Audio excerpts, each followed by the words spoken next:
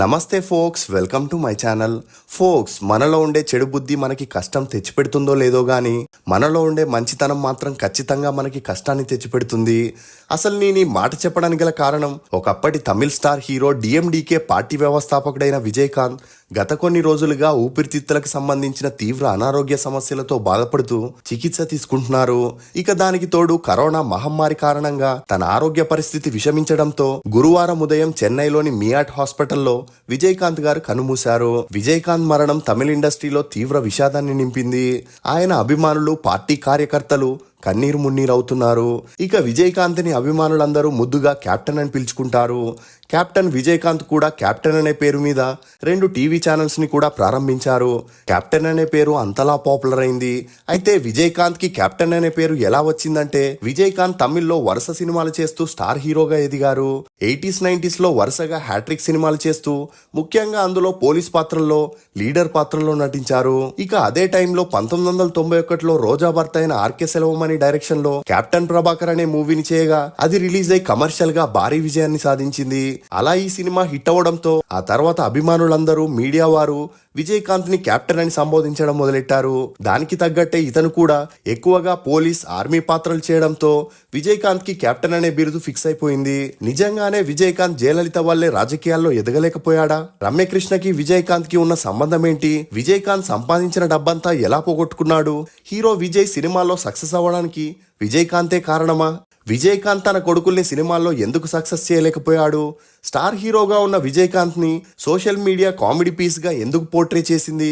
అసలు విజయకాంత్ మరణం వెనుకున్న రహస్యం ఏంటి అనే నమ్మలేని నిజాల్ని ఈ వీడియోలో చెప్పడానికి నేను ప్రయత్నిస్తాను. మీరు మాత్రం ఈ వీడియోని పూర్తిగా చూడండి.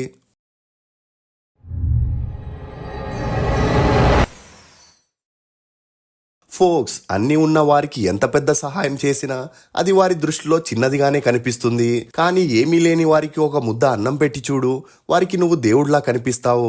నారాయణ విజయరాజ్ అలగర్ స్వామి అలియాస్ కెప్టెన్ విజయకాంత్. ఇతను 1952 ఆగస్టు 25న తమిళనాడులోని మదురైలో ఒక డబ్బున్న ఫ్యామిలీలో జన్మించాడు. విజయరాజ్ పూర్వీకులు ఆంధ్రాకి చెందిన వారై ఉండి పని నిమిత్తం మదురై వెళ్లి సెటిల్ అయ్యారు. తండ్రి అలగర్ స్వామి, తల్లి ఆండాలమ్మ. ఇక విజయకాంత్ కి 2 అన్నలు, ఒక అక్క కూడా ఉంది. ఇక ఇదిలా ఉంటే విజయరాజ్ పుట్టిన 1 సంవత్సరానికే తల్లి అనారోగ్య కారణంగా మరణించింది. దీంతో తండ్రి రుక్మిణి అనే ఆమెను 2వ పెళ్లి చేసుకోగా వీరి అన్యోన్య సంసారానికి 3 అబ్బాయిలు, 4 అమ్మాయిలు కూడా జన్మించారు. ఇక తండ్రి మదురైలో 4 రైస్ మిల్లులను రన్ చేస్తూ ఫ్యామిలీని ఏ లోటు లేకుండా పోషించేవాడు. ఇక విజయరాజ్ కి తల్లి లోటు లేకుండా పిన్ని సొంత కొడుకులాగా చూసుకునేది. అలా విజయరాజ్ తన స్కూలింగ్ ని మదురైలోని ఎంసీ హై స్కూల్లో చదివాడు. చదువుల్లో ఏమాత్రం ఇంట్రెస్ట్ లేని విజయరాజ్కి నాటకాలు, సినిమాలు చూడడంలో ఇంట్రెస్ట్ చాలా ఉండేది. ఇక ఎంజీఆర్కి పెద్ద ఫ్యాన్ అయిన విజయరాజ్ ఎంజీఆర్ లాగా డైలాగ్స్ ని, డాన్స్ ని చేస్తూ తన ఫ్రెండ్స్ కి చూపించడంతో అందరూ తనని సినిమాల్లో ట్రై చేస్తే పెద్ద హీరో అవుతావా అని ఎంకరేజ్ చేయడంతో విజయరాజ్ కి యాక్టింగ్ మీద ఇంట్రెస్ట్ పెరిగింది. ఇక చదువుల్లో అంతంత మాత్రమే ఉన్న విజయరాజ్ 10వ తరగతి ఫెయిల్ అవడంతో చదువులకి పూర్తిగా ఫుల్ స్టాప్ పెట్టేసి మదురైలోని ఒక ఫేమస్ నాటకాల కంపెనీలో చేరాడు. ఇక చూడ్డానికి నల్లగా కాస్త సన్నగా ఉన్న విజయరాజ్ కి చిన్నా చితక పాత్రల్ని ఇచ్చేవారు. అలా నాటకాలు చేస్తూ వీలున్నప్పుడల్లా ఫ్రెండ్స్ తో కలిసి తిరుగుతూ చెడు అలవాట్లకు కూడా బానిసయ్యాడు. ఇక అలా కొడుకు పరిస్థితిని చూసి ఇలా గాలికి వదిలేస్తే తన భవిష్యత్తు ఏమైపోతుందో అని భయపడిన తండ్రి ఒక రైస్ మిల్లుని చూసుకునే బాధ్యతని విజయరాజ్ కి అప్పగించడం జరిగింది.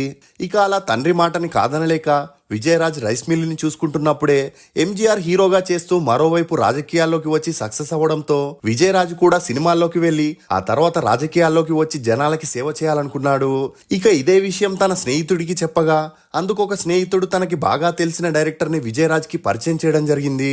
అలా ఆ డైరెక్టర్ విజయకాంత్ తో, నువ్వు చెన్నైకి వస్తే ప్రొడ్యూసర్ కి ఇంట్రడ్యూస్ చేసి స్క్రీన్ టెస్ట్ చేసిన తర్వాత సినిమాల్లో హీరోగా సెలెక్ట్ చేస్తామని చెప్పడం జరిగింది. ఇక ఇదే విషయం విజయరాజ్ తండ్రికి చెప్పగా అందుకు అతను ఒప్పుకోలేదు.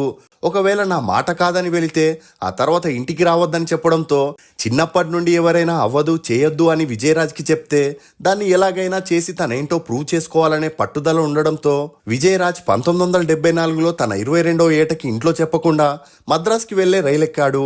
ఇక అలా మద్రాస్కి వెళ్లిన విజయరాజ్ ఆ డైరెక్టర్ చెప్పిన ఆఫీస్ అడ్రస్ కి వెళ్ళగా అక్కడ ఆ డైరెక్టర్ ప్రొడ్యూసర్ కి విజయరాజ్ ని ఇంట్రడ్యూస్ చేయగా చూడ్డానికి నల్లగా బక్కగా ఉండడంతో ఆ ప్రొడ్యూసర్ విజయరాజ్ మొహం మీదే హీరోకి ఫ్రెండ్ క్యారెక్టర్ చేయడానికి కూడా పనికిరాని ఇతన్ని హీరో చేయాలని ఎలా అనుకున్నావు?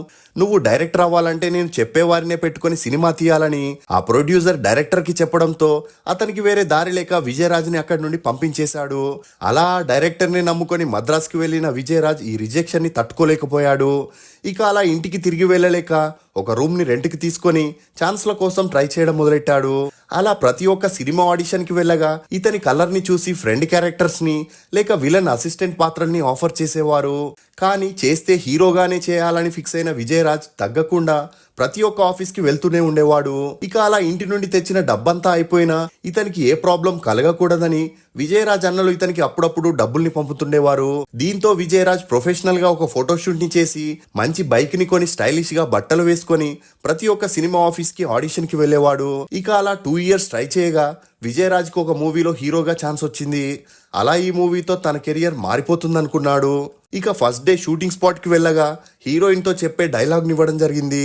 కానీ సినిమాటిక్ యాక్టింగ్లో ఏమాత్రం ఎక్స్పీరియన్స్ లేని విజయరాజ్ నాటకాల్లో చేసిన ఎక్స్ప్రెషన్స్ ఇవ్వడంతో ఆ మూవీ డైరెక్టర్ ఇమీడియట్గా విజయరాజ్ని హీరోగా తీసేసి వేరే అతన్ని రీప్లేస్ చేయడం జరిగింది.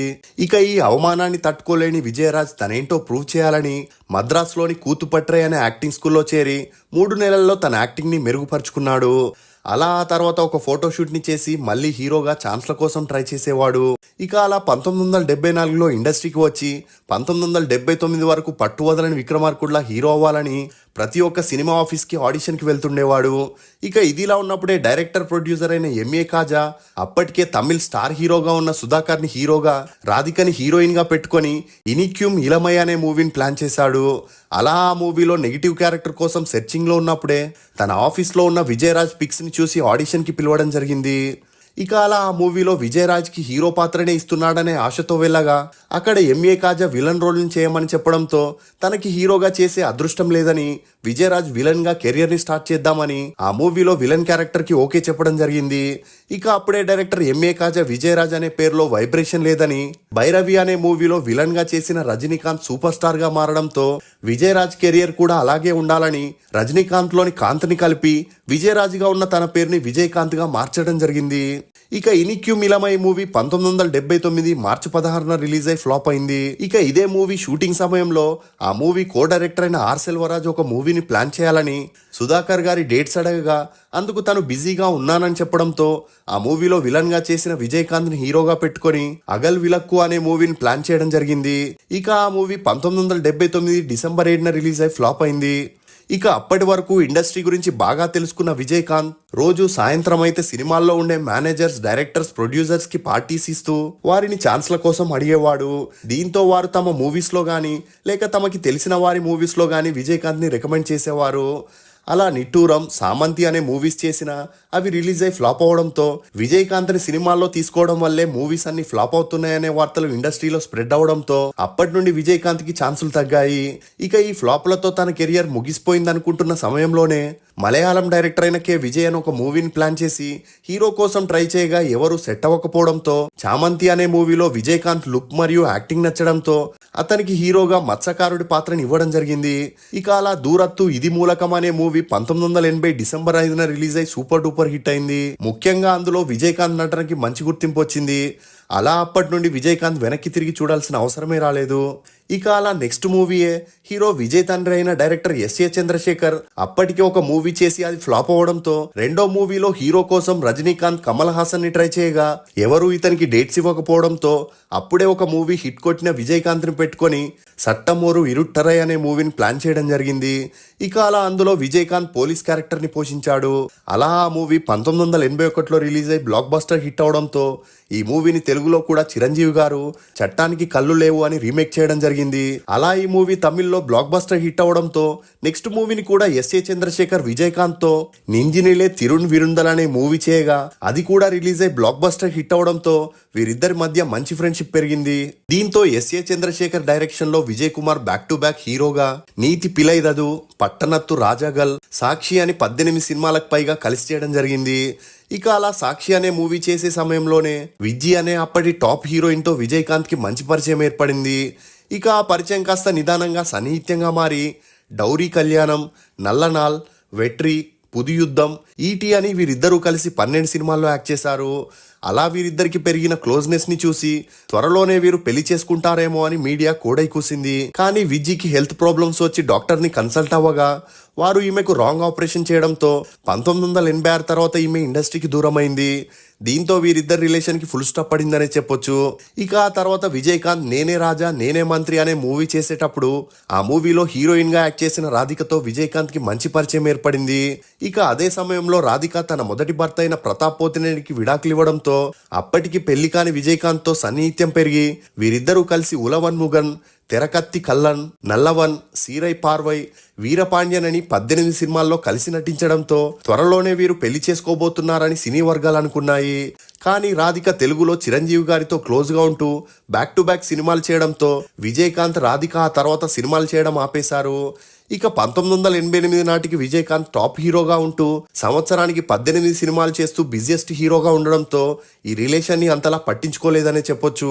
ఇక ఇదిలా ఉన్నప్పుడే తమిళ్లో చిన్న చితిక పాత్రలు చేస్తున్న రమ్యకృష్ణ తంబి తంగకంబి అనే మూవీలో విజయకాంత్ ని కలవడం, అలా వీరిద్దరికి మంచి స్నేహం ఏర్పడి మీనాక్షి, తిరువిలయాడల్ అనే మూవీస్ చేస్తూ విజయకాంత్ 100వ సినిమా అయిన కెప్టెన్ ప్రభాకర్ లో కూడా రమ్యకృష్ణ చేయడంతో వీరిద్దరి మధ్య ఏదో జరుగుతుందనే వార్తలు హల్చలయ్యాయి. ఇక ఈ వార్తల్ని చూసి భయపడిన విజయకాంత్ అక్క అన్నలు కలిసి ప్రేమలత అనే అమ్మాయితో విజయకాంత్ 38వ ఏటకి 1990లో గ్రాండ్ గా మదురైలో పెళ్లి చేయడం జరిగింది. ఇక అలా విజయకాంత్ పెళ్లిని ఫార్మర్ సీఎం అయిన కరుణానిధి చేతుల మీదుగా జరిపించడం విశేషం. అలా ఈ పెళ్లితో రమ్యకృష్ణ విజయకాంత్ రిలేషన్ కి ఫుల్ స్టాప్ పడిందనే చెప్పొచ్చు. ఇక ఆ పెళ్లి తర్వాత విజయకాంత్ కి సంబంధించిన అన్ని విషయాల్ని తన భార్య ప్రేమలతని చూసుకోవడం మొదలెట్టింది. అలా సక్సెస్ఫుల్ స్టార్ గా దూసుకుపోతున్న విజయకాంత్ సినిమా కెరియర్ అమాంతంగా కిందికి పడిపోవడానికి గల కారణాలేంటి, విజయకాంత్ తను ఆస్తులంతా ఎలా పోగొట్టుకున్నాడు, అసలు విజయకాంత్ హెల్త్ ఎందుకంతలా అప్సెట్ అయింది, రాజకీయాల్లో జయలలిత తనని ఎందుకు ఎదగనివ్వలేదు, సోషల్ మీడియాలో విజయకాంత్ ని కామెడీ పీస్ గా ఎందుకు పోర్ట్రేట్ చేశారు అనే నమ్మలేని నిజాల్ని రేపటి వీడియోలో తప్పకుండా చూడండి. ఫోక్స్, మనం పుట్టినప్పుడు మనల్ని ఎవరొచ్చి చూసారో మనకి తెలియదు, మరణించాక మనల్ని ఎవరొచ్చి చూస్తారో కూడా మనకి తెలియదు. కాబట్టి మనం బ్రతికున్నప్పుడే మనతో ఉన్న వారిని మనసారా ప్రేమిద్దాం, ప్రేమ, ఆప్యాయత, అనురాగాల్ని పంచుదాం. ఇది ఫోక్స్ కెప్టెన్ విజయకాంత్ గురించి కొన్ని నమ్మలేని నిజాలు. ఈ వీడియో మీద మీ అభిప్రాయాన్ని కమెంట్ సెక్షన్ లో తప్పకుండా తెలియజేయండి. For more interesting videos please subscribe to CR voice. Thank you.